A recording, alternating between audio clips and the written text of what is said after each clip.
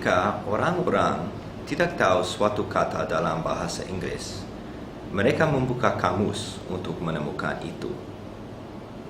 Tetapi seringkali kata ditemukan tidak alami, terlalu resmi atau teknis. Dan itu bukan kata yang kita menggunakan dalam pembicara umum. When people don't know a word in English, they often open a dictionary. However, the word that they find is often not the word that we use in natural English.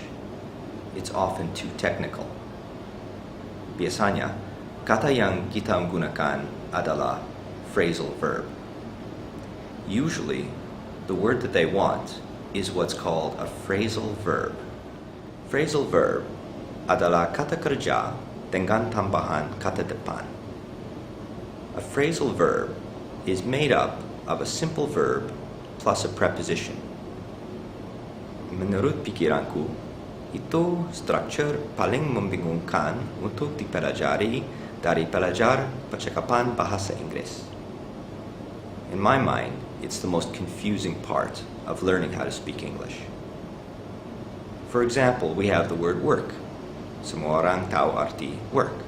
Tetapi, jika kita menempatkan di depan kata ini tersebut, work on, work off, work as, work in, work over, work away, semua kata-kata ini ada arti berbeda.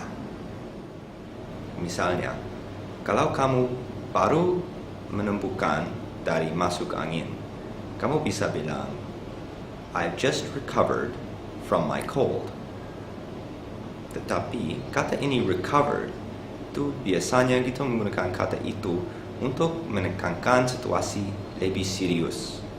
Contoh, I recovered from cancer. Di dalam situasi ini mungkin itu lebih alami untuk menggunakan phrasal verb ini get over. For example, I got over my cold. Or I got over my headache.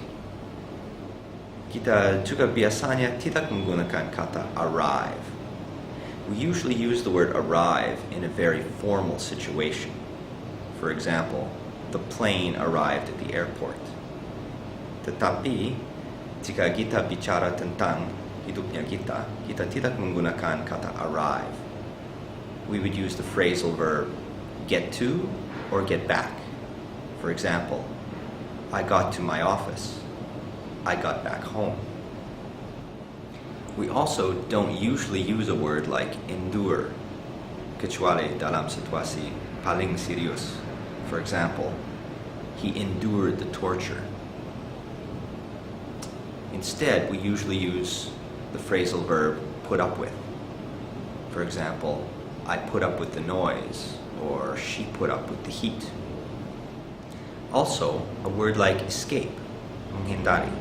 Kita menggunakan kata ini untuk menjelaskan tentang sesuatu yang serius. For example, we would say the prisoner escaped from jail. Tetapi, jika aku mau bicara tentang hidupku, aku tidak akan menggunakan kata sama itu. Instead, I would want to use the phrasal verb get away from. For example, I got away from the bad smell, or I got away from their argument. Seringkali kita menggunakan phrasal verbs untuk membuat kalimatnya kita lebih bagus atau lebih bersahabat. For example, it's more natural to say, I went over to her house yesterday, daripada bilang, I went to her house saja. Or, if you're talking to another person, you would say, could you come over here? Itu lebih bersahabat daripada come here. Also, we would usually say that somebody has passed away daripada somebody died. Akhirnya, ada phrasal verbs banyak-banyak dan aku tidak punya waktu di sini untuk menjelaskan tentang semuanya di sini. Tetapi, some useful phrasal verbs that we use in studying English would be write down. I wrote down the answers. Do over. I did them over because there were many mistakes. Go over. We didn't understand, so the teacher went over the lesson. And get into. I couldn't get into the lesson because I was too tired.